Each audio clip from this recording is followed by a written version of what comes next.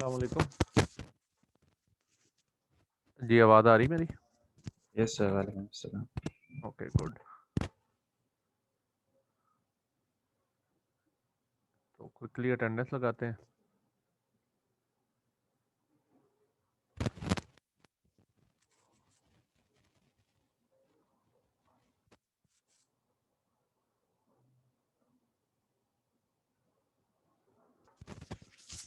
अबरार रसूल, yes sir. अदन अदन ताहिर,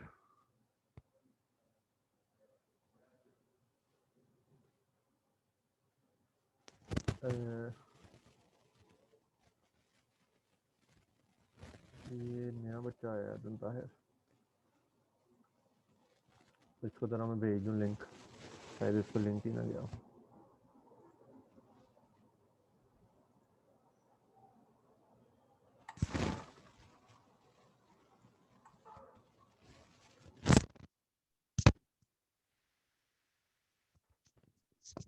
अहमद हसन,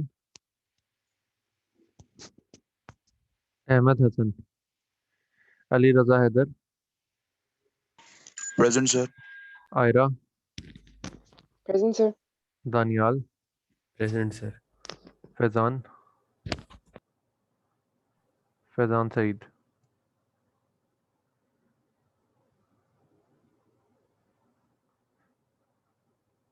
फ़ारुक नज़ीर, प्रेजेंट सर। हमज़ा,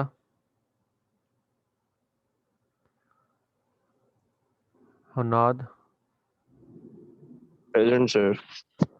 ईमान, Iman Fatima, Shahryar, present sir. Mir Hamza,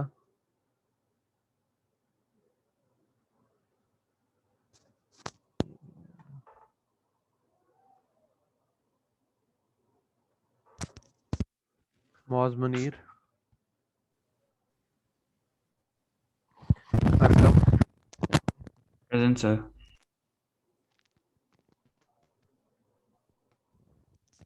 Bilal, present sir. Dawood, yes sir. Hammad,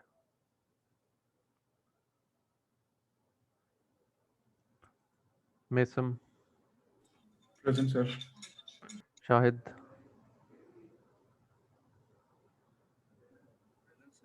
present. Usman Ikram, present sir. Najeeb, Present, sir. Ubaid. Present sir. Ubaid, तुम 2 classes में नहीं आए? नहीं सर, मैं कराची हूँ। अच्छा, मैंने तो वो यार लेक्चर दे ऑनलाइन दिए थे ऑन ऑनलाइन ही हो रही है, कोशिश करें कि वीडियो। जहाँ पे भी अटेंड करें। Saifur Rahman,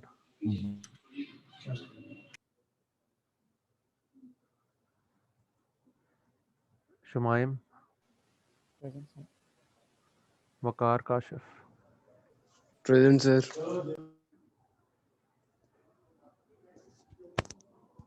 okay.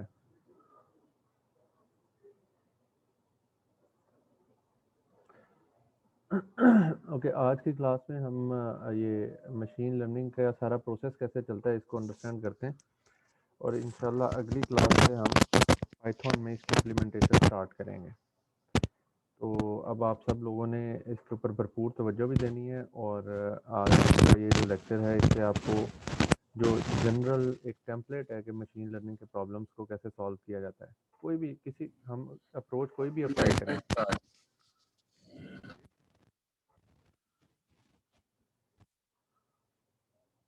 Hello, Yes, sir. हम कोई भी अप्रोच इस्तेमाल करें, for example X Y Z classification के लिए, या क्लस्टरिंग के लिए कोई ABC अप्रोच यूज़ करें, या रिग्रेशन के लिए कोई PQR अप्रोच यूज़ करें। चूँकि अभी अप्रोचेस हमने पढ़ी नहीं इसलिए मैं उनके नाम नहीं ले रहा। तो जो भी अप्रोच हम यूज़ करेंगे उसके लिए जो जनरल लाइफ साइकिल है एक मशीन लर्निंग से अप्रोच का, या प्रोसेस जो जिसे हमें कहना चाहिए टेम्पलेट प्रोसेस, वो टेम्पलेट प्रोसेस ये मैंने स्लाइड शेयर की आपसे, इसमें आपको नज़र आ रहा है। यार साहब को क्लास है 12:15 12:30 के दरमियान आता हूँ मैं। तो ये आप देख रहे हैं कि एक सबसे पहले क्या है, training and learning phase. Machine को हम क्या करते हैं, लर्न करवाते हैं डिफरेंट सैम्पल्स एग्जांपल से एक है, ठीक है। इसकी मैंने आपको पहले 1-2 लेक्चर्स में कुछ ब्रीफ सी डिस्क्रिप्शन भी दी थी, हाई लेवल इंट्यूशन दी थी कि जिस तरह एक छोटा बच्चा होता है उसे हम लेटर्स सिखाते हैं, है ना। उसको आपने भी से ABC सिखाई है, तो उसको आप नंबर 1 भी लिखा हुआ दिखाएंगे तो वो उसको क्या कहेगा, आई। वो उसे 1 नहीं कहेगा बल्कि क्या कहेगा, आई, क्योंकि जो वो जानता है उनमें से वो मैच करता है कि इसके सबसे करीब तरीन चीज़ क्या है। ठीक हो गया। तो हम हमारी कोशिश फिर क्या होनी चाहिए, हमारी कोशिश ये होनी चाहिए कि हमारी जो ट्रेनिंग के लिए हमने जो डाटा इकट्ठा किया है वो काफ़ी डिटेल्ड कॉम्प्रिहेंसिव हो, जिससे कि जिसकी भी ट्रेनिंग हम कर रहे हैं मशीन की वो बेहतर तरीके से हो सके, और ताकि कल को कोई सैम्पल एग्जांपल्स उसके पास आएँ तो फिर वो उन्हें सही तरीके से आइडेंटिफाई कर सके। जब ट्रेनिंग हो जाती है तो फिर उसके बाद हम क्या करते हैं, टेस्टिंग एंड एवेल्यूएशन।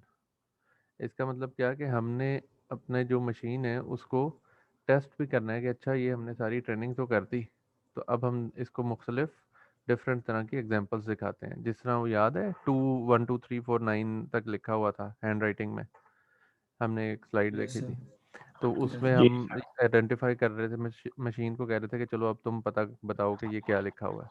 तो उसमें मेजॉरिटी चीज़ें उसने ठीक आइडेंटिफाई कर ली, जो थोड़ी थोड़ी एम्बिगुअस थी वो गलत भी उसने आइडेंटिफाई की। तो ये चीज़ क्या कहलाती है, टेस्टिंग या एवेल्यूएशन।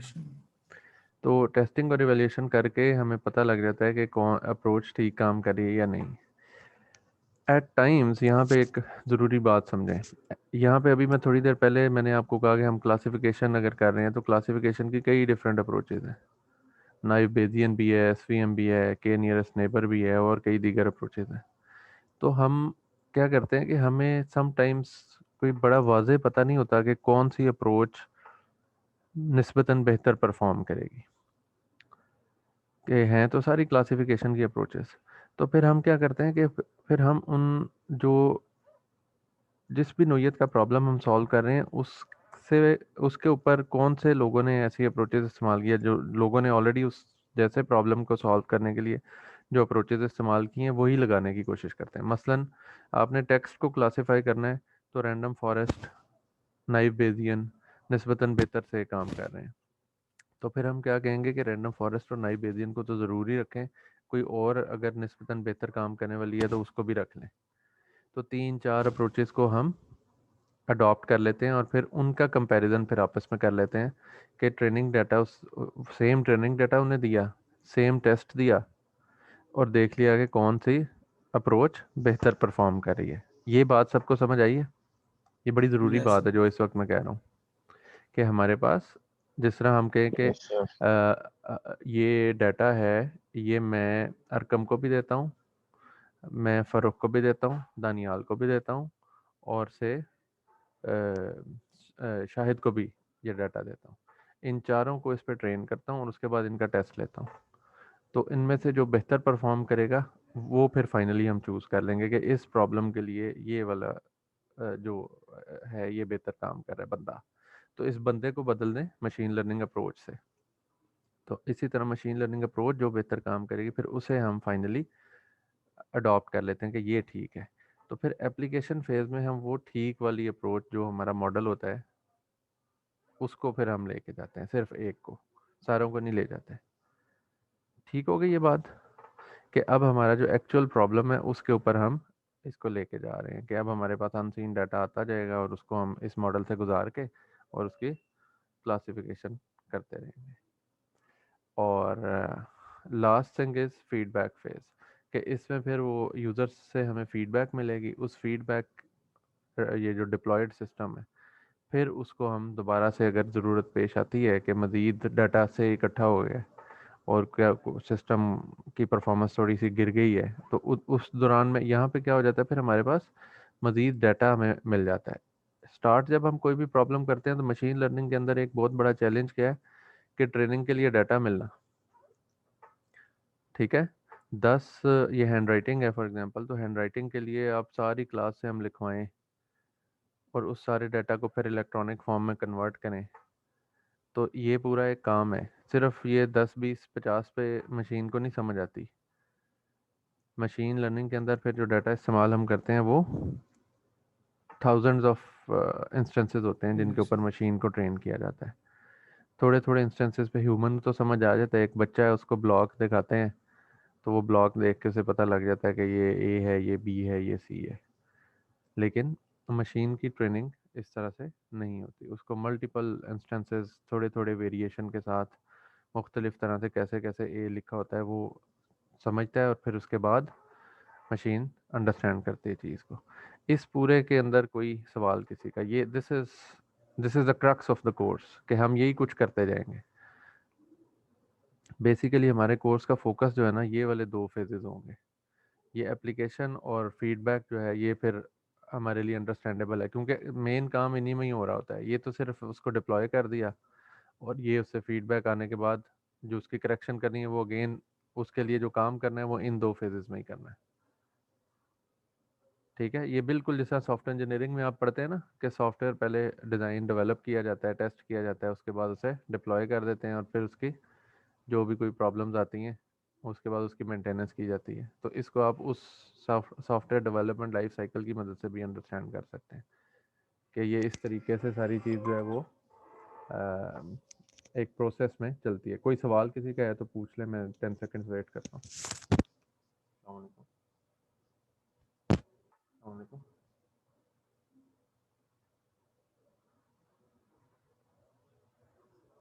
वालेकुम। अब यार मैं क्लास से कर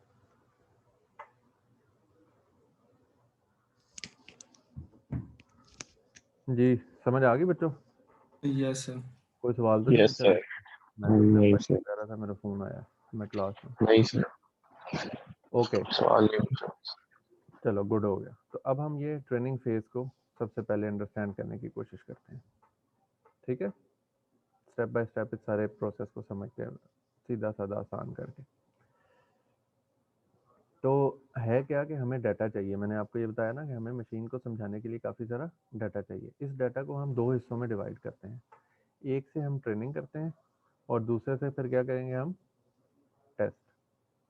ठीक है, तो हम हमारे पास फॉर एग्जांपल 50,000 इंस्टेंसेस हैं और उसके अंदर कमेंट्स लिखे हैं। कमेंट्स लिखे हैं से गाड़ियों के बारे में। कार्स के बारे में। तो लिखा हुआ है होंडा सिटी जो है उसकी फ्यूल कंजम्पशन बड़ी अच्छी है। टोयोटा कोरोला के बारे में लिखा हुआ है कि इसकी रोड ग्रिप बहुत अच्छी है। ठीक है, तो इसी तरह दीगर कई गाड़ियों के बारे में कमेंट्स हैं। तो ये जो सारे कमेंट्स हैं इसमें हमने ये देखना है कि कोई कमेंट पॉजिटिव है या कोई कमेंट नेगेटिव है।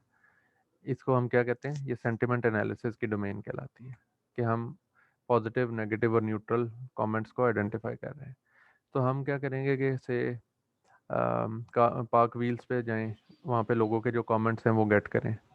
कार फर्स्ट पे जाएं, वहाँ पे लोगों के जो कमेंट्स हैं डिफरेंट गाड़ियों के बारे में वो गेट करें।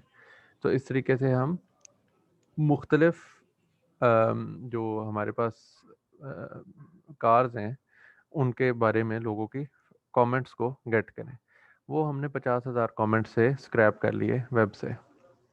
50,000 कमेंट्स के अंदर से फिर हमने क्या करना है, उस डाटा को मैन्युअली एनोटेट करना है। एनोटेट करने का क्या मतलब है, कौन बताएगा? विजुअलाइज करना है। नहीं, एनोटेट करने का मतलब है कि उसको टैग करना। टैग करना, टैग का मतलब ये पॉजिटिव है, टैग किया ये नेगेटिव है, ये पॉजिटिव है, ये न्यूट्रल है। ठीक है, Yes. तो ये फॉर एग्जांपल हमने कहा कि ये Yes, sir. फ्यूल बहुत ज़्यादा कंज्यूम करती है, तो ये क्या कमेंट होगा? उसे नेगेटिव नेगेटिव है। नेगेटिव होगा। रोड ग्रिप बहुत अच्छी है, पॉजिटिव। Sir, positive. positive. ठीक हो गया ना?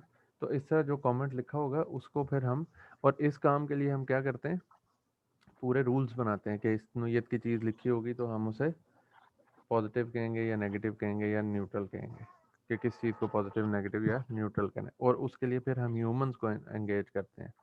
फॉर एग्जांपल आपकी सारी क्लास को अगर हम इन्वॉल्व करते हैं और अब कोई मेरे ख्याल में कोई 30 के अराउंड बच्चे रह गए हैं, तो 30 बच्चों को अगर हम 1000 डाटा एलिमेंट्स देते हैं तो फिर हमारे पास क्या हो जाएगा, कितना डाटा इकट्ठा हो जाएगा? 30,000 सेपरेट हो 30,000 जो है ना Yes, sir. कॉमेंट। तो आप 30,000. लोग अगर हज़ार आप करते हैं तो 30 के अराउंड हमारे पास आ जाएंगे डाटा, ये जो कमेंट्स हैं जिनको बताया गया होगा कि ये कमेंट पॉजिटिव है, ये नेगेटिव है, ये न्यूट्रल है। तो फिर हम क्या करते हैं कि उस डाटा को, जो 30,000 डाटा आता है उसको डिवाइड कर देते हैं। स्प्लिट हम क्या करते हैं, ट्रेनिंग डाटा में और टेस्ट डाटा में। ट्रेनिंग डाटा को हम क्या करते हैं, ट्रेनिंग फेज में इस्तेमाल करते हैं, और टेस्ट डाटा को टेस्टिंग के हवाले से। Yes. ठीक है, ये बात सारी वाज़ेह होगी।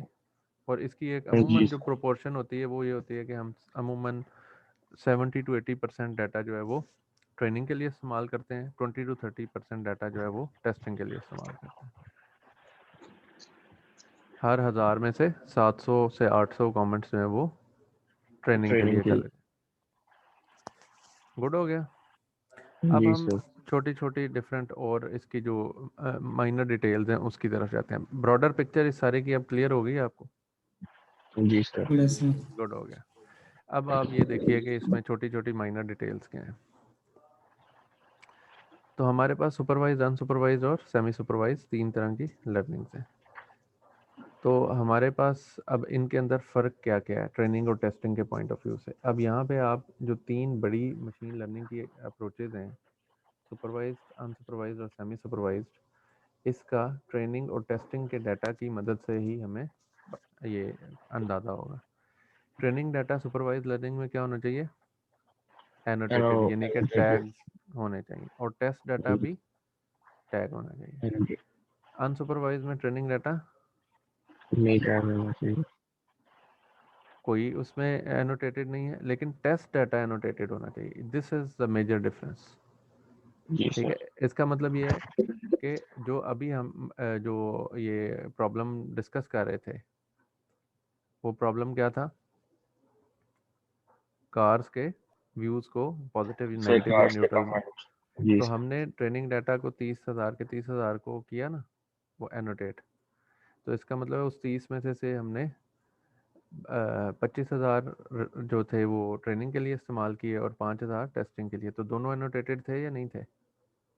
सर दोनों एनोटेटेड थे. तो वो ये जो चीज़ है ये क्या कहलाएगी? Supervise learning. ठीक है, तो तमाम क्लासिफिकेशन अप्रोचेस जो हैं वो सुपरवाइज लर्निंग में आती हैं, जिसमें हम पॉजिटिव नेगेटिव कह रहे हैं या कह रहे हैं कि ये एनिमल आइडेंटिफाई कर रहे हैं, फॉर एग्जांपल डॉग है, कैट है, स्नेक है। ठीक है, तो उसमें अगर हमने पहले से डाटा को एनोटेट कर रखा है तो वो सारे का सारा क्या कहलाएगा? Supervise learning. अनसुपरवाइज लर्निंग क्या चीज़ है? इसके अंदर training data must be untagged sir. Unannotated. ठीक होगी बात? जी ट्रेनिंग डाटा में हमें कुछ पता नहीं है कि कौन सी चीज़ क्या है, लेकिन test data must be annotated. Annotated. तो जो हमारे क्लस्टरिंग के प्रॉब्लम्स होते हैं, क्लस्टरिंग क्या होता है कि हमने ग्रुप्स में इकट्ठा करना है चीज़ों को।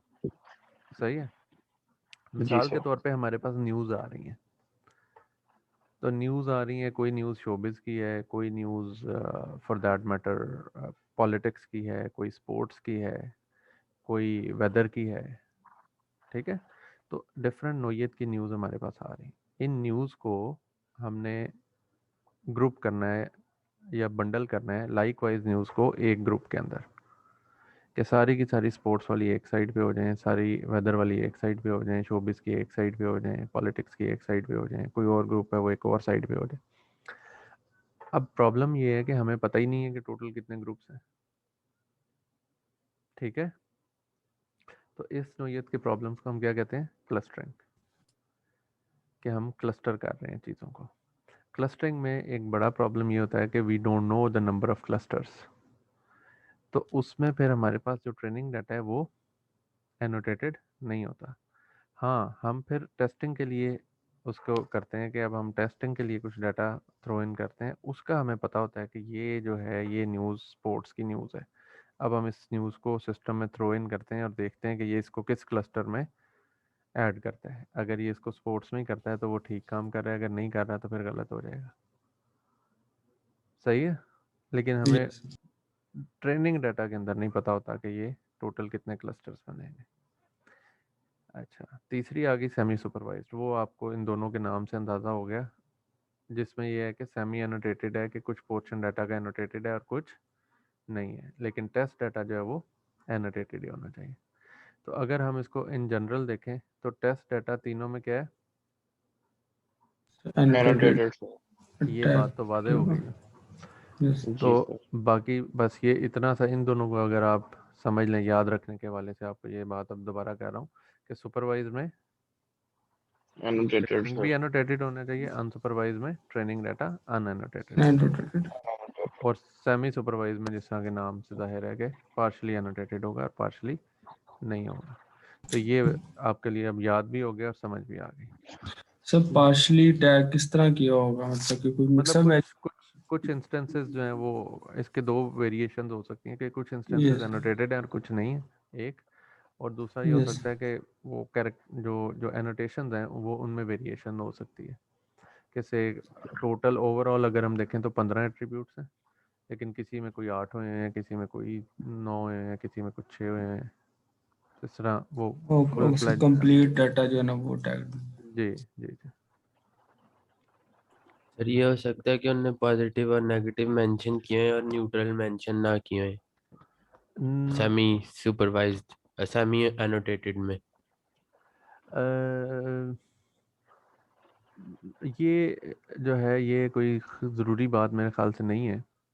उसकी वजह ये है कि न्यूट्रल को फिर हम, मतलब अगर वो एनोटेटेड नहीं है, न्यूट्रल फॉर दैट मैटर, और हमें पता है कि वो न्यूट्रल ही है जो कि एनोटेटेड नहीं है, तो फिर काइंड ऑफ वो एनोटेशन हो ही गई ना, मिसिंग होने की वजह से। हाँ, अगर उसमें कुछ पॉजिटिव्स भी हैं और नेगेटिव्स भी हैं और न्यूट्रल्स भी हैं, यानी कि सारे के सारे ही अगर हम कर लें ना, हाँ हर जी तरह का डाटा है उसमें, तो फिर वो सेमी सुपरवाइज ये वाला कहलाएगा, सेमी एनोटेटेड। ठीक है हर तरह का इंस्टेंस जो है वो उसमें मौजूद होना चाहिए।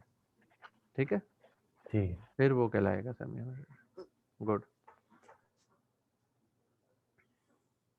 तो ये यही बात जो है नोट की फॉर्म में यहाँ पे हमारे सामने आ गई। Training data varies for all three different types, however the test data must be annotated for all three types. तो स्टैंडर्ड अप्रोच जो है डाटा स्प्लिट की, जो मैं आपसे पहले भी जिक्र कर रहा था, कि 2/3 1/3 भी हो जाती है, ज़्यादा डाटा हो तो 2/3 और 1/3 हम कर देते हैं।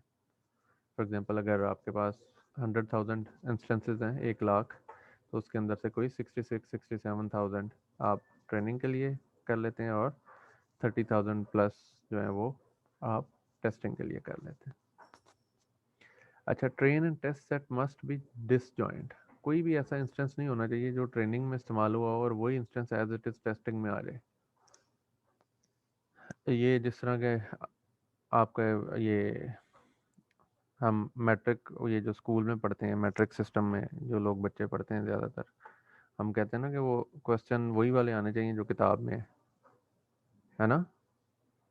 यस तो सर। अगर किताब जी वाला सर। क्वेश्चन कंप्यूटर को आ जाए तो कंप्यूटर ने तो दस्ती छापा लगा देना है सारे का सारा, उसकी तो मेमोरी बड़ी होती है, उसने यस फ़ौरन पकड़ लेना है ना।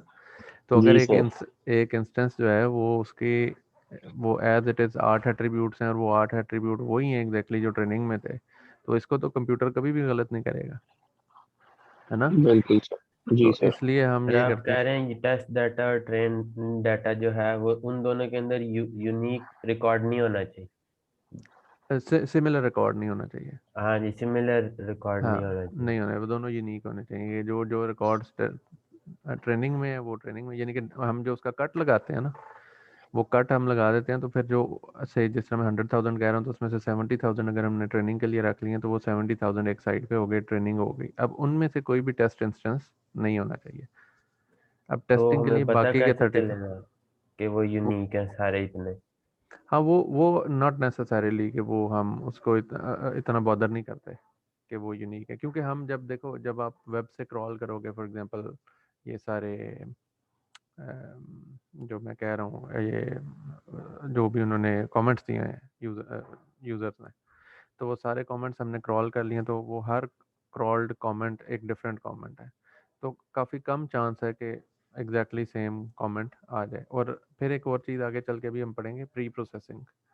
तो प्री प्रोसेसिंग करते वक्त भी हम इस चीज़ को समहाउ आइडेंटिफाई करा सकते हैं कि कोई चीज़ एग्जैक्टली सिमिलर अगर इंस्टेंसेस हैं तो उनमें से एक इंस्टेंस को रख लिया जाए, दूसरों को निकाल दिया जाए।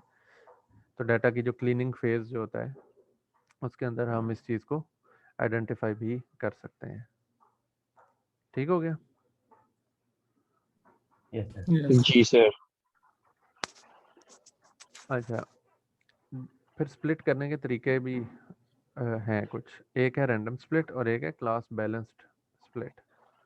तो जिस तरह के नाम से पता लग रहा है, रैंडम स्प्लिट में क्या होगा कि हमने वो पूरे के पूरे रैंडमली रख लिए पॉजिटिव और नेगेटिव कमेंट्स, और उसमें से 70,000 पे कट लगाया और 30,000 को टेस्टिंग में डाल दिया, 70,000 को ट्रेनिंग में डाल दिया। गुड हो गया। लेकिन पता ये लगा कि जो 70,000 हैं उनमें से 68,000 पॉजिटिव कमेंट्स हैं और 2,000 सिर्फ नेगेटिव कमेंट्स हैं, और जो टेस्ट सेट है उसके अंदर बहुत ज़्यादा 30,000 में से 24,000 नेगेटिव कमेंट्स हैं और 6,000 पॉजिटिव कमेंट्स हैं। तो क्या हुआ, ये क्लास इम्बैलेंस हो गया। यस सर, फिर ट्रेन सही से नहीं होगा। ठीक हो गई ये बात।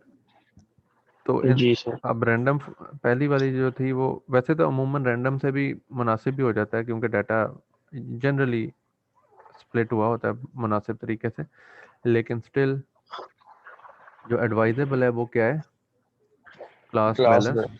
डाटा जी। स्प्लिट, डेटा ताकि स्प्लिट। फिर उसको पॉजिटिव नेगेटिव न्यूट्रल अगर 3 तरह की हैं तो उसको मुनासिब एग्जांपल्स मिलें हर एक को ट्रेन करने के लिए, वो फिर उसको समझ भी आती है ना सिस्टम को।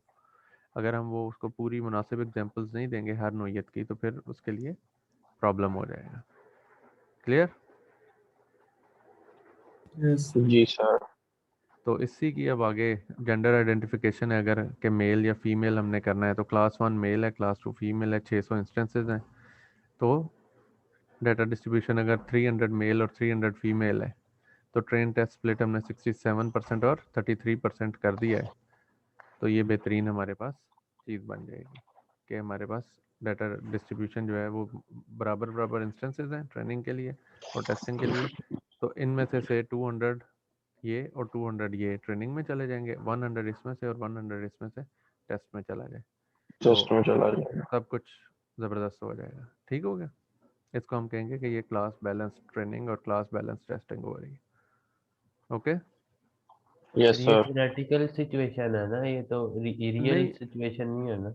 रियल सिचुएशन में 100% इस तरह नहीं करते, लेकिन एक चीज़ होती है जैसे कहते हैं स्ट्रेटिफाइड स्प्लिटिंग। ऐसे फंक्शंस भी अवेलेबल होते हैं लाइब्रेरीज में जो कि इस चीज़ को समहाउ इंश्योर करती हैं।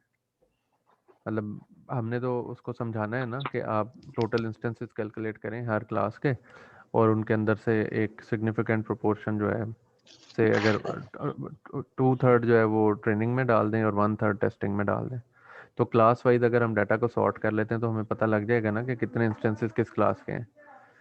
तो से अगर वो 1000 इंस्टेंसेस एक क्लास के हैं तो उसमें से टॉप 600 या टॉप 700 से मैंने ट्रेनिंग में डाल दिए और 300 को टेस्टिंग में डाल दिया, फिर दूसरी क्लास पे आ गया हूँ उसके अंदर ये काम किया। तो ये इस थ्योरी को प्रैक्टिकलिटी में कन्वर्ट करना नॉट अ बिग आस्क। ये समझ आ गई है? ठीक है सर। यस तो ये रियल में भी पॉसिबल है और अच्छा तरीकाकार भी यही माना जाता है। अब एक और रैंडम डाटा स्प्लिट की एग्जांपल आप देख लें कि ट्रेनिंग सेट है 400 इंस्टेंसेस का और टेस्ट सेट है 200 का। तो इसमें 250 मेल्स हैं और 150 फीमेल्स हैं, और इसके अंदर 150 और 50। ठीक हो गया? तो ये थोड़ा सा इम्बैलेंस्ड है।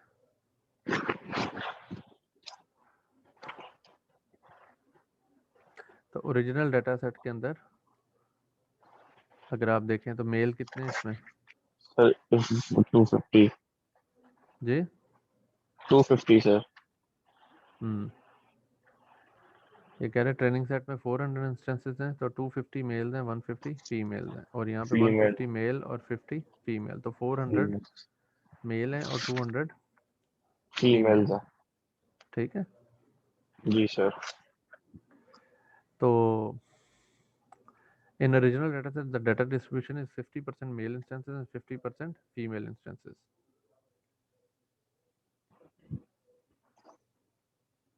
(400, 250 and 150 test set 200, 150 and 50. तो जो ओरिजिनल डाटा सेट की डिस्ट्रीब्यूशन है ना उसके मुताबिक इसके जो है for example division, that is again important. कि जिस तरह मैं अभी आपको पिछली एग्जांपल दे रहा था ना पॉजिटिव और नेगेटिव वाली, जी कि सर। उसमें बहुत ज़्यादा इंस्टेंसेस जो पॉजिटिव के हैं वो ट्रेनिंग सेट में चले गए हैं और बहुत कम इंस्टेंसेस नेगेटिव के गए हैं, जबकि टेस्ट सेट में बहुत ज़्यादा पॉजिटिव बहुत ज़्यादा नेगेटिव इंस्टेंसेस हैं और बहुत कम पॉजिटिव हैं। तो ये जो चीज़ है ऐसा नहीं होना चाहिए। ये इन स्लाइड्स का ये पॉइंट है मेन। तो क्लास बैलेंस स्प्लिट के अंदर क्या होगा, 200 मेल और 200 फीमेल इधर आ गए, सर 100 100 मेल और मेल 100 100 फीमेल इधर आ गए। तो ये ऊपर कुछ डाटा में थोड़ी सी इनकन्सिस्टेंसी मुझे लग रही है, तो उसकी वजह से मैं आपको डिफरेंट एग्जांपल से ऊपर वाला पॉइंट एक्सप्लेन किया।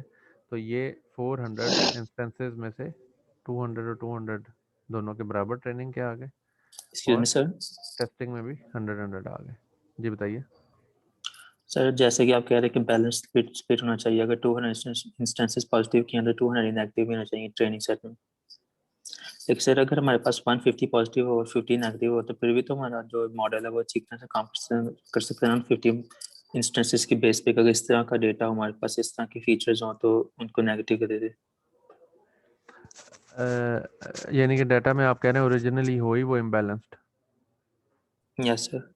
हाँ, तो उसके कुछ तरीके होते हैं। एक तो ये होता है कि फिर हम उसी हिसाब से प्रोपोर्शन के हिसाब से कर लेते हैं।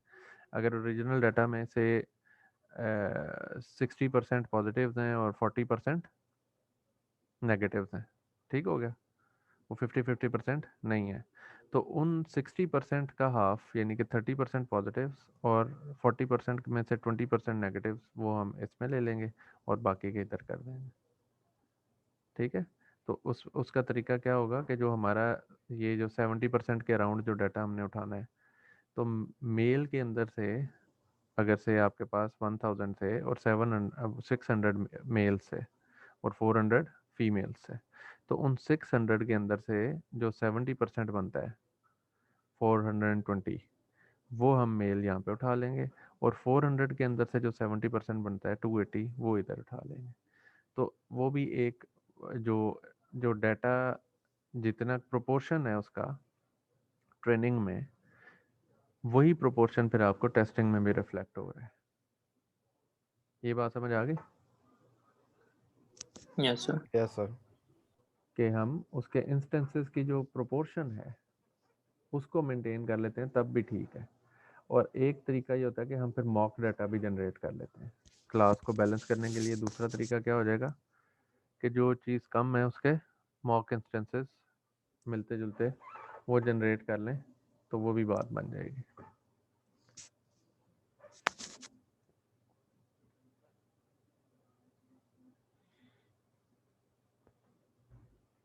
And this is the point, यही आपका आंसर है। Note that both in train set and test set the data distribution matches with the data distribution in the original set। ये बिल्कुल वही पॉइंट है जो भी मैंने आपको एक्सप्लेन किया। समझ आ गई यस सर। यस कि 70% के 60% अगर डोमिनेंस है मेल की और 40% फीमेल की, तो ट्रेनिंग में भी जब उसको ट्रेनिंग और टेस्ट में स्प्लिट करें तो वहाँ पे भी 60-40 और 60-40 ही नज़र आए इंस्टेंसेस जितने भी हैं। ठीक है, जो 700 ट्रेनिंग के इंस्टेंसेस हैं उसमें भी 60-40 की रेशो है, और जो 300 टेस्ट के हैं उनमें भी 60-40 की रेशो है। इस चीज़ का नाम क्या है? Data distribution. कि वो ट्रेनिंग की डाटा डिस्ट्रीब्यूशन और टेस्ट की डाटा डिस्ट्रीब्यूशन मैच कर रही है, और वो एक्चुअली अगर दोनों की मैच कर रही है तो वो दोनों को सम अप करेंगे तो वो ओरिजिनल में भी वही मैचिंग ही हो जाएगी, है ना? Yes sir.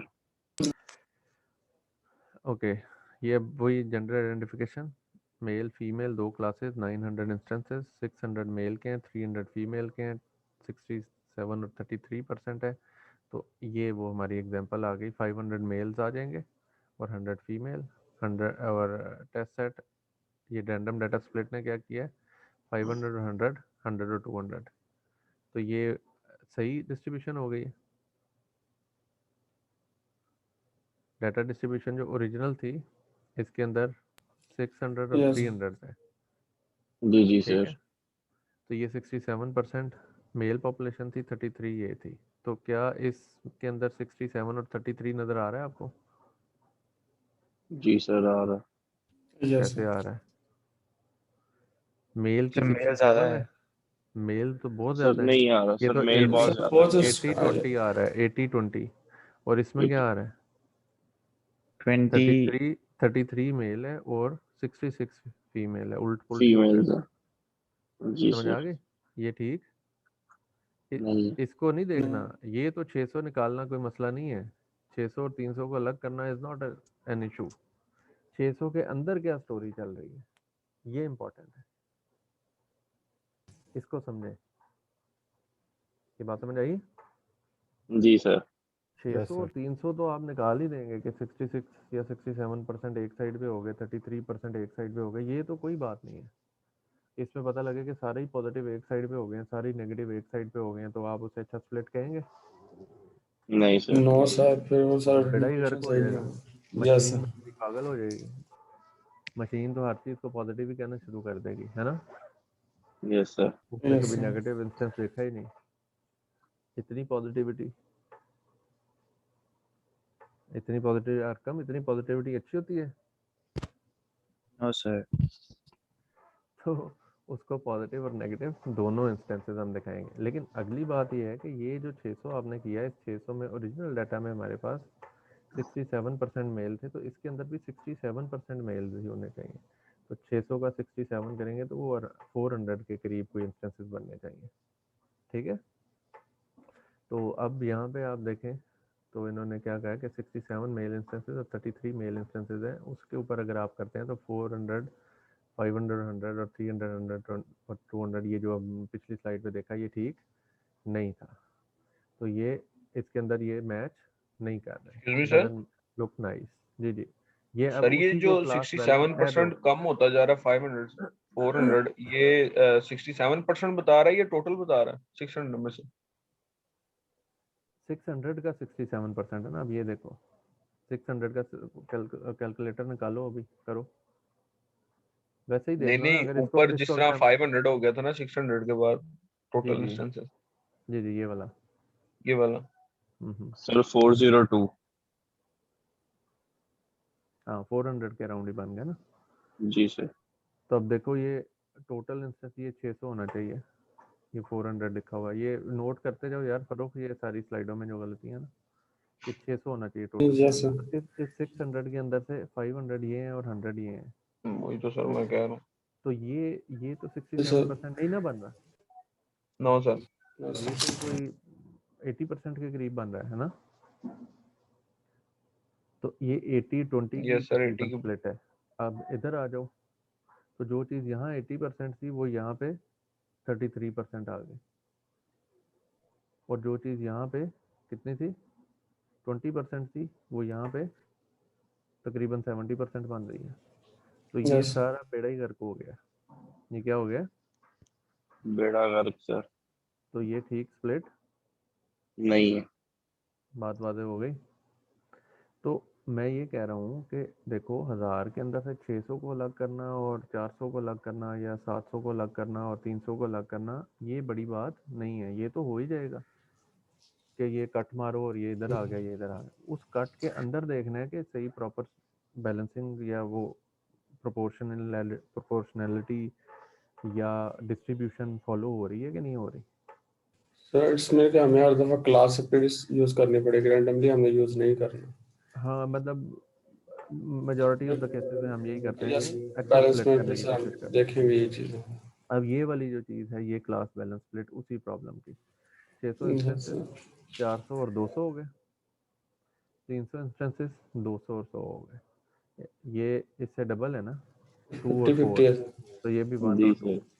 और ये 600 इंस्टेंसेस पूरे हो गए और ये 300 इंस्टेंसेस पूरे हो गए, मतलब थ्योरेटिकली स्पीकिंग परफेक्ट हो गए। वो 402 आपने निकाले थे ना, तो ये 400 जी जी सर। और ये 200, ज़बरदस्त हो गया काम। अब देखो जी इसमें सर। 600-300 करना कोई बड़ी बात नहीं है, उसमें भी 600 और नहीं। 300 है, लेकिन उस 600-300 के अंदर खराबी मची हुई थी, तो उसका नेक्स्ट लेवल चेक करना है हमने। Clear? Yes sir. Yes sir एक और बात, जी जी। सर ये जिससे हम डाटा स्प्लिट कर रहे होंगे तो हम कौन सा एल्गोरिदम यूज कर रहे होंगे, कोई स्पेसिफिक होगा या हम उसी टाइम देखेंगे ऑन स्पॉट? ये दो तरह के अमूमन हमें लाइब्रेरीज में मिलते हैं, स्प्लिट उसे कहते हैं, क्या कहते हैं? स्ट्रेटिफाइड। स्ट्रेटिफाइड सर आवाज, सर आवाज बहुत कम आ रही है आपकी। स्ट्रेटिफाइड अभी आ रही है? Yes sir. यस सर, अब थोड़ी ठीक। स्ट्रेटिफाइड सैम्पलिंग एक चीज़ होती है, क्या होती है? Certified sampling. स्ट्रेटिफाइड सैम्पलिंग, तो वो रैंडम सैम्पलिंग में ऑब्वियसली वो रैंडमली किसी भी रैंडम नंबर को जनरेट करके तो स्प्लिट करी जाता है इंस्टेंसेस को। उसमें क्लास इम्बैलेंस का प्रॉब्लम आ भी सकता है, नहीं भी आ सकता, किस्मत अच्छी हो तो नहीं आएगा, ख़राबी हो तो वो आ भी जाएगा। और स्ट्रेटिफाइड सैम्पलिंग के अंदर क्या होता है, डिस्ट्रीब्यूशन के अंदर, ट्रेनिंग टेस्ट स्प्लिट के अंदर, कि वो क्लासेस के हवाले से उस प्रोपोर्शन को मेंटेन करते हुए करता है। तो मज़ेदार बात यह है कि पाइथन इतनी स्ट्रॉन्ग लाइब्रेरीज देती है कि बस हमें तो ये सारी चीज़ें एक लाइन के कोड में हो जाती हैं। हमारा दिल करे तो वो उसको एक वेरिएबल है, पैरामीटर है एक, पैरामीटर को आप रैंडम सेट कर देंगे तो वो रैंडम करना शुरू कर देगा, पैरामीटर को आप स्ट्रेटिफाइड कर देंगे तो वो स्ट्रेटिफाइड करना शुरू कर देगा। तो इंशाल्लाह अब हम, अगर ये लेक्चर आज ख़त्म हो जाता है तो हम अगली क्लास से ये शुरू करते हैं पूरा इम्प्लीमेंटेशन का काम। तो उसमें आप देखेंगे कि बड़ी आसानी से सारे के सारे काम होने शुरू हो जाते हैं। सर नेक्स्ट वो आगे बिल्कुल परफेक्ट आता है, उसमें इम्बैलेंसिंग भी हो जाती है, सर आप कह रहे हैं? नियर टू परफेक्ट ही होता है ना, मतलब इस चीज़ को अगर आप खुद इम्प्लीमेंट करने की कोशिश करें तो जो अभी मैंने आपको एल्गोरिथम बताया, किससे मैं, मेरे पास 2 क्लासेस हैं यही वाली, मेल फीमेल, ये 900 इंस्टेंसेस हैं, तो अगर मैं इस तरह से कर लूँ कि मैं इनको सॉर्ट कर लूँ क्लास की बेस पे, हो गए सॉर्ट कि नहीं हुए? यस सर, हो गए। सर मेल ओपन की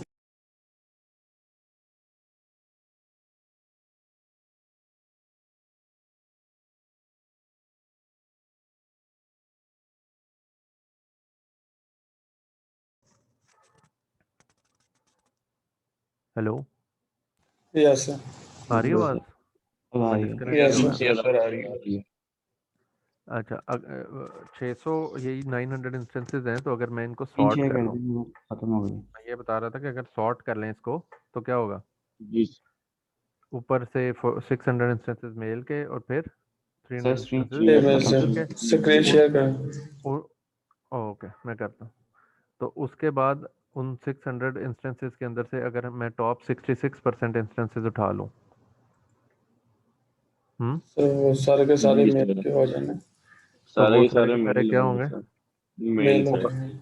और इसी तरह मैं उसके बाद जो 700 से ऑनवर्ड्स जो है उनमें से 66% उठा लूँ सर वो सारे सर वो फीमेल फीमेल होंगे। को। और बाकी के जो है वो टेस्टिंग में डाल दूँ, तो रफली यस हो सर। गया ना ये। मतलब इस तरह के एल्गोरिदम को अंदर खाते वो लगाते होंगे, लेकिन हमें टेंशन लेने की क्या ज़रूरत है?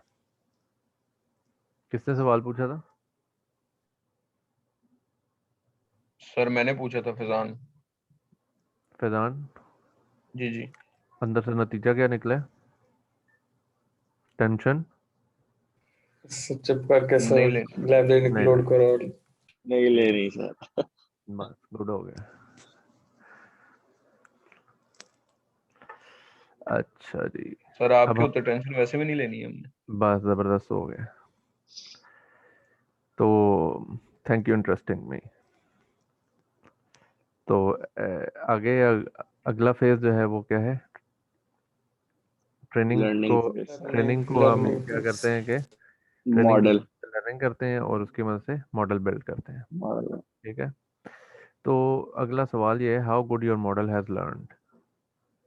तो इसको फिर हम क्या करते हैं कि मॉडल को टेस्टिंग से। एवेल्यूएट करने की कोशिश करते हैं। तो उसको टेस्ट वेस्ट करेंगे, कोई एवेल्यूएट करेंगे, तो फिर कोई बात सामने ये क्लास के बाद आएगी, तो फिर कुछ समझ आएगी। ठीक हो गया? जी सर। तो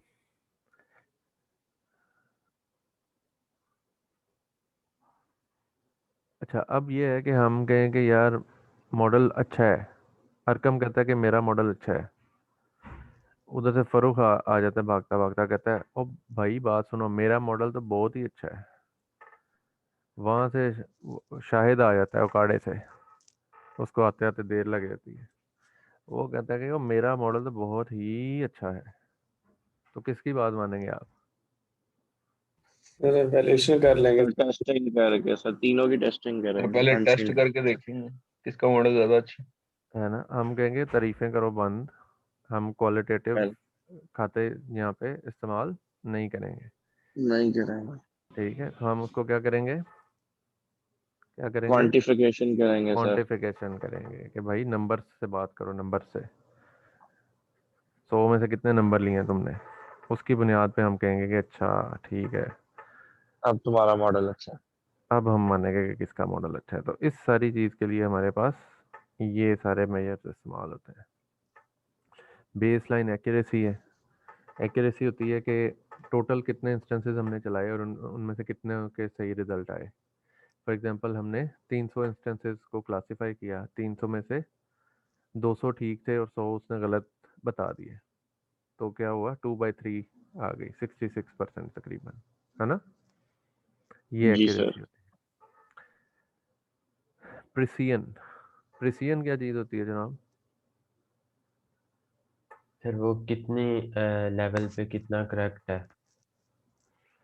प्रिसियन ये होती है कि से अगर मशीन ने 10 सवाल हमने उसे दिए और 10 में से उसने 8 ठीक किए, तो उसकी प्रिसियन क्या आ जाएगी?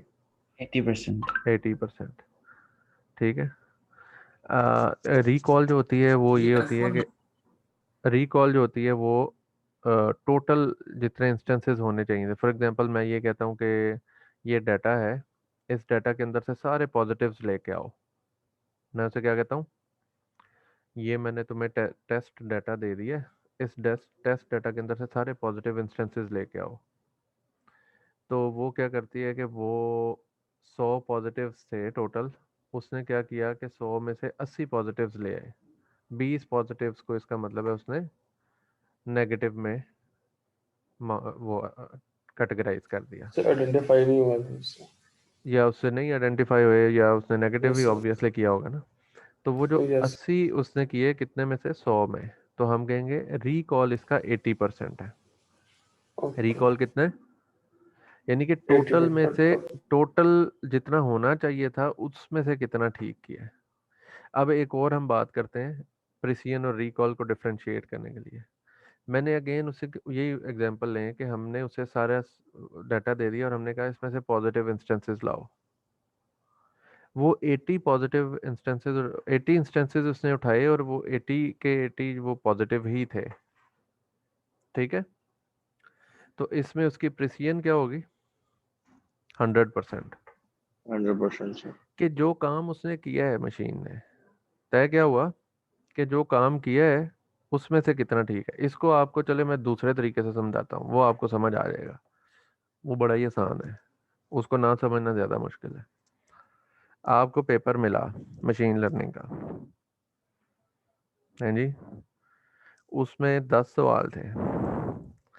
10 में से शाहिद सोहेल ने 3 सवाल किए, तीनों ही ठीक, ज़बरदस्त, छा गया शाहिद सोहेल। तो शाहिद सोहेल की प्रिसिजन 100%, लेकिन रिकॉल कितनी, 30%। कि टोटल जो करना था उसमें से 30% किया, 30% कंप्लीट हुआ सर। लेकिन वो 30% जो किया वो सारा ठीक था। तो जो किया उसकी वो 100% था। उसमें से कितना ठीक किया इज प्रिसिजन। यानी कि मशीन पॉजिटिव इंस्टेंसेस, हमने उसे कहा जाओ पॉजिटिव इंस्टेंसेस लेके आओ, तो पॉजिटिव इंस्टेंसेस वो लेके आई। वो कहते कि ये मैं 20 पॉजिटिव इंस्टेंसेस लाई, वो 20 के 20 में से 15 पॉजिटिव थे, 5 गलत ले आई, तो 15/20 उसकी प्रिसिजन होगी। टोटल 100 थे वो, टोटल कितने थे, 100 पॉजिटिव 100 थे। सर। वो कितने लाई, 20 सर। 20 नहीं 15, सही वाले सिर्फ 15 गिनेंगे। तो जी सर। 15/100 उसकी क्या आएगी, रिकॉल। रिकॉल। ये बात वो एग्जाम के पेपर से याद रखें इसको, सर जो याद रहेगा। सिलेक्टेड डाटा है वो चेक करना, हमने सिलेक्टेड डाटा के ऊपर हमने अप्लाई करना है कि उसमें से कितना जो है ना वो जितना, इसको जनरलाइज अगर करें तो जितना काम मशीन ने किया है उसमें से कितना ठीक है इस प्रिसिजन, Yes. और टोटल जितना काम करना था उसमें से कितना मशीन ने किया है इज रिकॉल। तो सर मशीन ने पेपर वाली कितना किया है, मशीन ने कितना किया है, वो आपका जो न्यूमरेटर है वो वही है, पेपर वाली बात। जी सर। कि जो उसने किया है वो दोनों में 3 सवाल किए हैं, तो दोनों में न्यूमरेटर में 3 ही आ रहा है, ठीक है। तो प्रिसिजन में डिनोमिनेटर में भी 3 आ रहा है, लेकिन रिकॉल में डिनोमिनेटर में 10 आ रहा है। बात वादे हो गई। Yes sir. तो ये प्रिसिजन और रिकॉल की स्टोरी है। F1 मेजर जो है वो हार्मोनिक मीन होता है प्रिसिजन और रिकॉल का, 1/p + 1/r। और एक एरिया अंडर द कर्व होता है, वो आगे चल के हम देखेंगे। हम ये पूरा एवैल्यूएशन के ऊपर पूरा लेक्चर डिटेल में करेंगे और उसमें फिर आपको ये दीगर मेजर्स की भी सारी समझ आ जाएगी। इस वक्त जो बात समझने वाली वो इनमें से कुछ छोटे छोटे मेजर्स मैंने आसान वाले आपको एक्सप्लेन कर दिए हैं, जो कि बगैर किसी विजुलाइजेशन के हो सकते थे। उनको मैंने आपको एक्सप्लेन करके ये बता दिया है कि इन नंबर से फिर हमें पता लग जाएगा कि किसकी प्रिसिजन ज़्यादा और किसकी रिकॉल ज़्यादा और किसकी एक्यूरेसी ज़्यादा। तो फिर हम उनकी बहुत और क्या ही बात और बहुत ही ज़्यादा अच्छा इसके ऊपर रिलाई नहीं करेंगे, बल्कि हम इन नंबर्स को देखेंगे और उन्हें कहेंगे खामोश होकर एक साइड पे बैठ जाओ, आवाज़ ना निकले। और फिर हम इन नंबर्स को देख के, हाँ हम कहेंगे पुत्र उत्थे बह जा, तेरी आवाज़ ना निकले, मैं आप पे चुप देख करके लागा। बैठ। नहीं सर यही होगा ना, चुप करके बैठ, जिथे है उत्थे रह। ठीक नहीं बात, जितनी तेरी औकात है उत्थे रख। हाँ औकात हम खुद ही चेक कर लेंगे, तो कहा ठीक है। हम खुद ही चेक कर लेंगे मॉडल। ये नंबर हमें बता देंगे, A1 सारी बात सामने आ जाएगी। अपनी जी तारीफे सर। इन नंबर्स को करने दो, ना कि खुद करो, वाह। ठीक है। F1 मेजर बता दीजिएगा क्या चीज़ है F1 मेजर ये सारे आप वो गूगल शूगल करके देख लेना। ये हार्मोनिक मीन होता है प्रिसिजन और रिकॉल से, यानी कि इसके लिए पहले प्रिसिजन निकालते हैं फिर और रिकॉल निकालते हैं, तो 1/p + 1/r हार्मोनिक मीन हो जाता है डिवाइडेड बाय 2। ठीक है, तो ये प्रिसिजन और रिकॉल जो है वो इसके ऊपर एक्स और वाई बन जाते हैं ना, तो ये उसके अंदर फार्मूले के अंदर पुट करेंगे तो F1 आ जाएगा। F1 में ये होता है कि इसकी सेंस ये है कि दोनों जब हाई होते हैं ना, ये मीन पढ़े हैं ना आपने FSC में, mean arithmetic mean, harmonic harmonic जैसे मीन, Probability में ज्योमेट्रिक पढ़े ऐसे तो हैं। मीन। की नहीं, लेकिन मीन मीन, जरूर पड़े। यस तो सर। ये ये प्रोबेबिलिटी जो में पढ़े। ये जो हार्मोनिक मीन होता है ना, ये इन सब में से कंजर्वेटिव होता है। कंजर्वेटिव का मतलब है कंजूस, कि दोनों वैल्यूज ही हाई होंगी तो ये ज़्यादा अच्छी वैल्यू देगा। ठीक है, निस्बतन यस दोनों के, सर। बाकी दोनों की निस्बत ये ज़्यादा सख्त होता है वैल्यू देने में। तो इसलिए ये हार्मोनिक मीन हम ले लेते हैं, ताकि ये समहाउ ये इंश्योर कर रहा होता है कि बेहतर रिजल्ट है। और जब हमारी क्लास इम्बैलेंस होती है ना, यानी कि प्रोपोर्शन के हिसाब से, तो हमने कर लिया कि 200 इंस्टेंसेस मेल के और 100 फीमेल के, और टेस्ट में भी इसी तरह से हमने 100 और 33 कर लिए, तो वो ठीक हो गया हमारा प्रोपोर्शन। लेकिन जब क्लास इम्बैलेंस ओवरऑल डाटा में होता है, डाटा में इम्बैलेंस होने का क्या मतलब है, हम डाटा में क्लास बैलेंस को इस तरह से देखते हैं कि 1000 इंस्टेंसेस हैं तो 500 मेल के और 500 फीमेल के हों ट्रेनिंग में, मतलब ओवरऑल डाटा में। उन 500 में से हम स्प्लिट करें अगर 80-20, तो 400 मेल के और 400 फीमेल के ट्रेनिंग में चले जाएं, 100 मेल के और 100 फीमेल के टेस्टिंग में आ जाएं, तो हर चीज़ बराबर है। ये है आइडियल बैलेंसिंग। लेकिन हमें आइडियल बैलेंसिंग एट टाइम्स नहीं मिलती, और रियल डाटा में कम ही होती है बैलेंसिंग इस तरह की। तो फिर जो हम प्रोपोर्शन वाइज हमने बैलेंसिंग की थी, कि अगर से 400 इंस्टेंसेस फीमेल के हैं, 600 इंस्टेंसेस मेल के हैं, तो इसी प्रोपोर्शन से वो ट्रेनिंग और टेस्ट में स्प्लिट भी हों, तो फिर उस सूरत में F1 मेजर जो है उसको हम ज़्यादा वैल्यू देते हैं बनिस्बत एक्यूरेसी या प्रिसिजन या रिकॉल के। ठीक होगी बात। यस। फिर ये तो हो गया ना क्लासिफिकेशन के, कि हमने ये देखना है कि वो सही तरीके से कैटेगराइज कर रहा है चीज़ों को या नहीं। एक दूसरी चीज़ होती है जिसे क्या कहते हैं, रिग्रेशन। रिग्रेशन होता है कि हमने नंबर्स का अंदाज़ा लगाना है। मिसाल के तौर पे मैं कहता हूँ कि एक बच्चा है, उसके से मैट्रिक में इतने मार्क्स आए हैं, फर्स्ट ईयर में इतने आए हैं, सेकंड ईयर में इतने आए हैं, तो अब आप ये बताएं कि इस हिसाब से वो सैट के टेस्ट में कितने मार्क्स लेगा। सैट का टेस्ट होता है ना, या यस यूएमटी के सर। टेस्ट में कह लें अगर नहीं समझ आ रही तो सर वो यूएमटी तो के, लंच जाने के लिए होता हाँ लम्स जाने के लिए होता है ना, तो उसके वो सैट के टेस्ट में कितने मार्क्स आएंगे। तो सैट के टेस्ट में कितने मार्क्स आएंगे, ये चीज़ अगर हमने आइडेंटिफाई करनी है, तो वो हमारे पास क्या होगा, हमारे पास पुराना डाटा होगा बहुत सारे बच्चों का, कि पिछले 10 साल का डाटा हमारे पास है कि मैट्रिक में इतने हो, एफएससी में इतने हो, फर्स्ट ईयर में इतने, सेकंड ईयर में इतने, या ओ लेवल्स में इतने ए हो, और ए लेवल्स में इतने ए हो, तो बी हो, फलां हो, तो उसका क्या रिजल्ट आता है सैट में। तो हम एक काइंड ऑफ प्रिडिक्शन कर सकते हैं। समझ आ गई इस बात की। अब ये वाला प्रॉब्लम और क्लासिफिकेशन प्रॉब्लम बिल्कुल अलग अलग प्रॉब्लम्स हैं। तो रिग्रेशन जो है एक different category of machine learning है, जो कि क्या कहलाती है, जो कि क्या काम करती है, अंदाज़ा लगाती है, प्रिडिक्ट करने की कोशिश करती है कोई वैल्यू दीगर वैल्यूज़ की बुनियाद पे। दोनों बातों में फ़र्क समझ आया। Yes sir. उसमें हम कह रहे हैं ये मेल है या फीमेल है, या हम कह रहे हैं कि ये न्यूज़ जो है ये स्पोर्ट्स की है या किस चीज़ की है, या हम कह रहे हैं ये पॉजिटिव कमेंट है या नेगेटिव कमेंट है, ये वो क्लासिफिकेशन हो रही है। इसमें हम कह रहे हैं कि इतने इतने नंबर आएंगे तो इसका मतलब है टेस्ट में इसके 86 नंबर आएंगे, इतने इतने नंबर आएंगे तो इसके टेस्ट में 73.8 नंबर आएंगे। ये चीज़ क्या कहलाएगी, रिग्रेशन। रिग्रेशन। तो इसके लिए फिर एवेल्यूएशन मेजर्स भी फ़र्क होंगे। ठीक है, तो इसके एवेल्यूएशन मेजर्स में मीन, एब्सोलूट, एरर के जो प्रिडिक्टेड वैल्यू है और एक्चुअल वैल्यू है उसके अंदर कितना फ़र्क आ रहा है, तो सीधा सीधा फ़र्क निकालेंगे तो वो एब्सोलूट एरर है।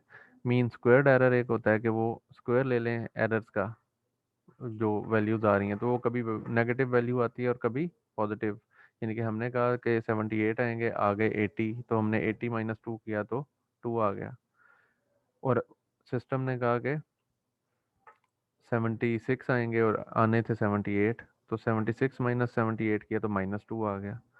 तो ये जो मीन एब्सोल्यूट एरर है वो थोड़ा सा, एब्सोल्यूट एरर में हम सीधा सीधा उसे सम करते जाते हैं। स्क्वायर्ड में क्या करते हैं, यानी कि उसकी एब्सोल्यूट वैल्यू लेके माइनस और प्लस को प्लस ही रखते हैं, यानी कि नेगेटिव में गलती हो रही है या पॉजिटिव में हो रही है वो तो गलती ही रही है ना। तो एब्सोल्यूट का मतलब क्या होता है कि उसको पॉजिटिव में कन्वर्ट कर दो। तो उसका स्क्वायर ले लें, तो ये 2 स्क्वायर्ड वाले हैं इंस्टेंसेस। एक आर स्क्वायर होता है, ये भी आगे चल के हम पढ़ेंगे, और एक एडजस्टेड आर स्क्वायर होता है। इनकी अपनी अपनी सिग्निफिकेंस है, ये सारे हम पढ़ेंगे। लेकिन इस वक्त आपने इन सारों से ये समझना ये है कि जो प्रिडिक्टेड वैल्यू और एक्चुअल वैल्यू में जो डिफरेंस है उसकी बुनियाद पे ये नंबर्स कैलकुलेट होते हैं। तो हर नंबर की अपनी एक स्ट्रेंथ वीकनेस है, तो हम सबसे अच्छा जो इनमें से मेजर कंसिडर होता है वो एडजस्टेड आर स्क्वायर कंसिडर होता है। ठीक है, इस ये कई लिहाज से जो बाइसेस हैं नंबर्स के उनको एलिमिनेट कर देता है, तो ये निस्बतन बेहतर मेजर कंसिडर होता है। आगे चल के हम इन नंबर्स का थोड़ा थोड़ा डिफरेंस भी इंशाल्लाह देख लेंगे। इधर तक ही रखना है, 12:30 क्लास। अच्छा, ठहर जा। अच्छा, ये जो अप्रोच कौन सी सिलेक्ट करनी है इसके बारे में जो मैंने बात की थी कि कौन सी अप्रोच यूज़ करनी है। जो एक, अब देखो हम लिटरेचर पढ़ते हैं, लिटरेचर में जिस समय टेक्स्ट क्लासिफिकेशन के लिए आप बात करेंगे तो नाइव बेसियन, रैंडम फॉरेस्ट और टू एन एक्सटेंट SVM या डिसीजन ट्री, ये वो एल्गोरिथम्स हैं जो कि टेक्स्ट क्लासिफिकेशन के ऊपर मेनली इस्तेमाल होते हैं।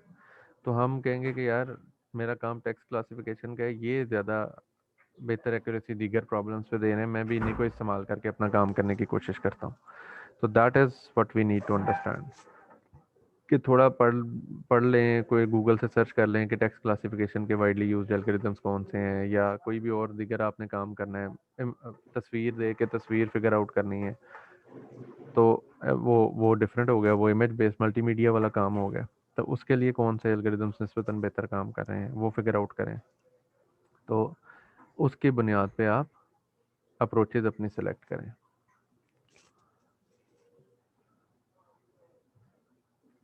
तो समरी जो है ट्रेनिंग टेस्टिंग फेज की वो क्या है, data is equal to model plus error. ये इक्वेशन हमारी स्टार्ट की इक्वेशन थी।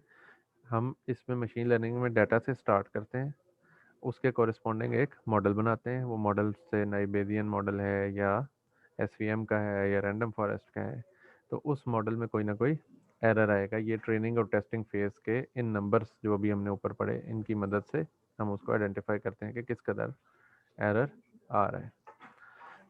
एप्लीकेशन फेज में हम क्या करते हैं, मॉडल को डिप्लॉय कर देते हैं, और डिप्लॉय करके रियल वैल्यू रियल टाइम में उसको, हेलो अभी आ रही है आवाज़? यस आ रही है।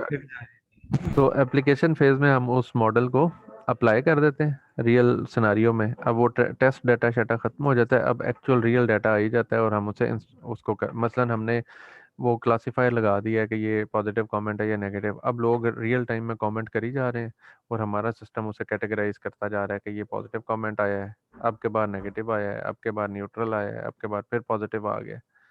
तो ये उसकी रियल टाइम में डिप्लॉयमेंट हो जाएगी। अच्छा, ये हम कैसे आइडेंटिफाई करें कि यार ये एप्लीकेशन लेवल पे वो सही काम करेगा या नहीं करेगा। तो जितने बड़े डाटा के ऊपर हमने उसे टेस्ट किया होता है, उतना ही हम ऑथेंटिसिटी से ये क्लेम कर सकते हैं कि ये ठीक काम कर रहा होगा।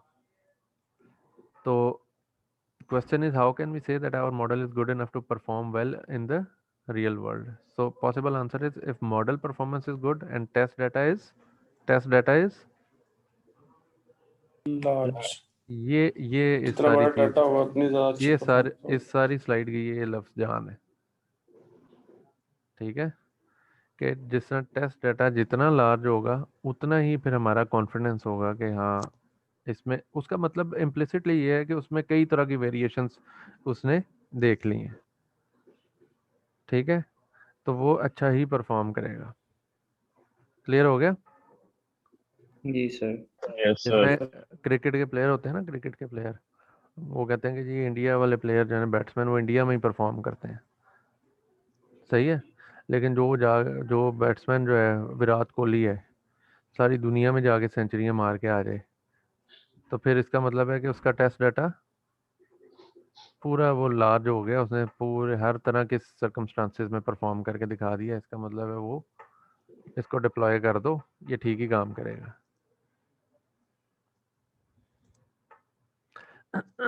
So the feedback phase, take feedback from the user or domain expert on your deployed model।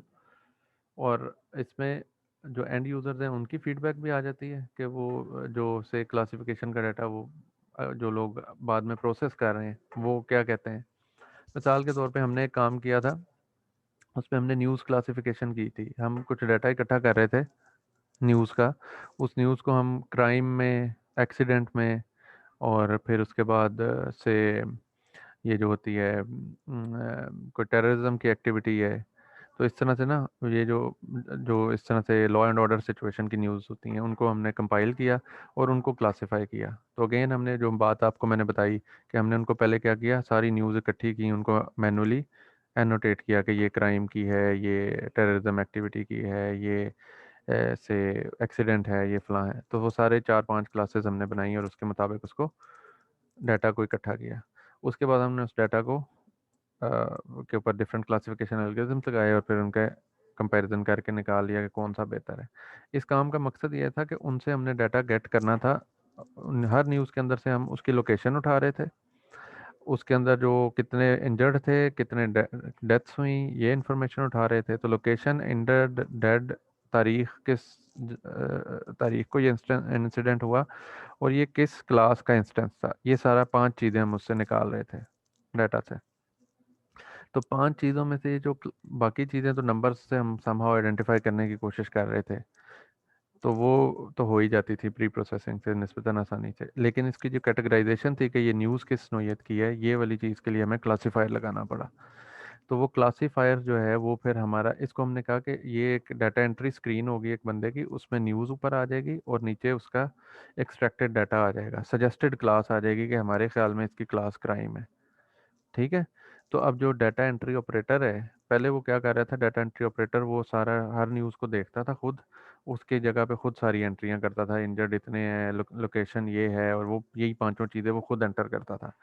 अब उसको फॉर्म में एंटर हुई हुई नज़र आ जाती थी, वो उनको देख लेता था कि ये सही है तो वो उसे ओके कर देता था, नहीं सही तो जो वाली चीज़ नहीं सही उसको ठीक कर देने।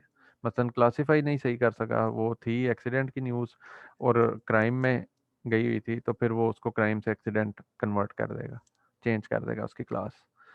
तो इस तरीके से ये फिर हमारे इस तरह के सिस्टम वो जो ये आपको इस फीडबैक फ्रॉम यूज़र वाला पॉइंट एक्सप्लेन करने की कोशिश कर रहा हूँ कि फिर वो यूज़र से फीडबैक ली और उससे पूछा कि यार कितने के इंस्टेंसेस तुम्हें चेंज करने पड़ते हैं मैनुअली। उसने कहा कि जी मुझे कोई हार्डली 5% इंस्टेंसेस चेंज करने पड़ते हैं। इसका मतलब है कि रियल टाइम में भी आपका मॉडल 95% ठीक चल रहा है। ये बात समझ आई, फीडबैक फ्रॉम यूज़र। दूसरी चीज़ होती है कि आप डोमेन एक्सपर्ट्स से अपने मॉडल के बारे में पूछ लेते हैं कि मतलब जो इस नौयत के क्राइम जो न्यूज़ रिपोर्टर्स हैं या कोई इस तरह के लोग हैं या जो उस सिस्टम के एनालिटिक्स में काम कर रहे हैं, एनालाइजर्स हैं उस सिस्टम के, उन लोगों से आप पूछते हैं कि यार ये बताएं क्या सूरत हाल है। तो फीडबैक लेने के बाद अगर आपको कोई ज़रूरत है तो आप फिर फर्दर उसको हैंडल करने की कोशिश करते हैं। अब ये आपके टू डू टास्क आ गए, ये आपने जो कुछ हमने पढ़ा है उसके मुताबिक आपने इन सारे टू डू टास्क को करना है। आज इंशाल्लाह ताला कोशिश करता हूँ, नहीं तो कल मेरे पास वक्त होगा। आज मुझे ऑफिस के काफ़ी सारे काम हैं, तो मुझे वो देखना होगा, मुझे शायद टाइम ना मिले। मूडल का अभी तक मैं नहीं कर सका, मैं आउट ऑफ सिटी था। तो ये सारे टास्क जो हैं ये आपके इकट्ठे हो गए हैं, इनको आप एक सिंगल डिलीवरेबल में बना दूंगा, लेक्चर 2 के ऑल टास्क, उसमें आपने ये सबमिट करा देना है। सर ये सर एक ही फाइल बना रहे सब रजिस्ट्रार ऑफिस आ सकते हैं सर? हाँ हाँ आ रहे हैं बच्चे, अच्छा ओके को लगे फिरते हैं इधर, कोई नज़र आते हैं, ठीक इतना है भी ठीक। मसला नहीं है। बस तो वो क्लासेस तो वो नहीं होंगे ना पढ़ जिनका सकते। कोई होगा। आज जिसको कोई काम है वही आ रहा है, कोई ऑफिस का काम या कोई कुछ इस ठीक है होंगी ना? सर क्विज है सर हमारा 12:30 पे, तो फिर क्या चीज? सर क्विज है 12:30 पे नेक्स्ट क्लास का, तो भागें सर भागें भागें भागें। ओके। ओके, अल्लाह हाफिज। सर लैब सर एक ही फाइल बनाते हैं पूरी असाइनमेंट्स की। अटेंडेंस लगानी है। मैं हाँ एक ही बना दें एक। सर ये हैंड रिटन करनी है या नोटपैड भी करनी है? नोटपैड पे कर लो, जिस तरह करनी है कर लो, लेकिन अपनी अपनी करो, गुजारिश बस इतनी है। एक्सक्यूज मी अपनी सर, वो अपनी अटेंडेंस लगानी है। कौन है आप? अटेंडेंस वाले कौन साहब हैं? अटेंडेंस सर वाला मैं कौन है? हमजा हैं? असगर। हमजा असगर सर। हमजा, टाइम पे आया कर यार, मैं सर तो वो खुद 15 अटेंडेंस मिनट नंबर लेट आया मेरा हूँ। नाम सर गुजर गया था, तो मैं अटेंडेंस के वक्त ही आ गया था। हमजा असगर फरूकी।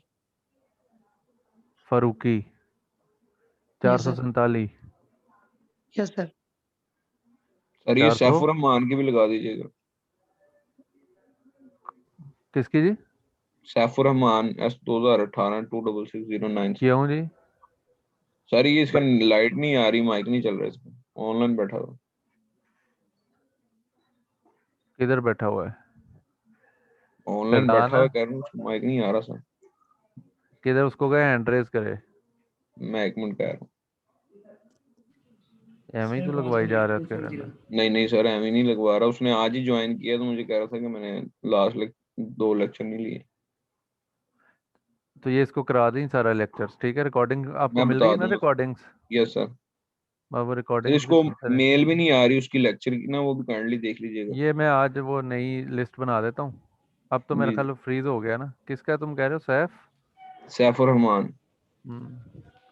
चलो मैं ये नई मेलिंग लिस्ट अभी बना के ना भेज देता हूँ। जी जी ये एक ग्रुप भी बना दिया है एक बच्चे ने, वो सर, वो ग्रुप ग्रुप कर मैंने दिया इसको था। ऐड करवा दिया, अभी ऐड किया इसने ग्रुप।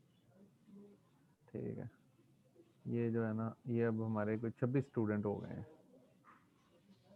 तो अब आप फिल्टर आउट हो गए हैं, जिसने जाना था वो चला गया, जिसने आना था वो आ गया। अब पूरी भरपूर मेहनत करनी है इस कोर्स में, ठीक है? इंशाल्लाह सर। और पाइथन के लूप शूप और इफ कंडीशन और अरे शरे का इस्तेमाल वो थोड़ा सा देख लें, ठीक है? जी सर, सर वो आप देख लिया। इम्प्लीमेंटेशन करवाएंगे ना हमें? हाँ हाँ इंशाल्लाह। अब ये एक आधा लेक्चर हमारा, अब थोड़ा सा जो पोर्शन इस लेक्चर का रह गया वो, और अगली क्लास से हम इम्प्लीमेंटेशन की तरफ चले जाएंगे। पढ़ेंगे implementation, इंशाल्लाह सर, पढ़ेंगे इंशाल्लाह। इम्प्लीमेंटेशन करेंगे, पढ़ेंगे इम्प्लीमेंटेशन करेंगे, और फिर ठीक हो गया सर। उसके बाद क्या करेंगे?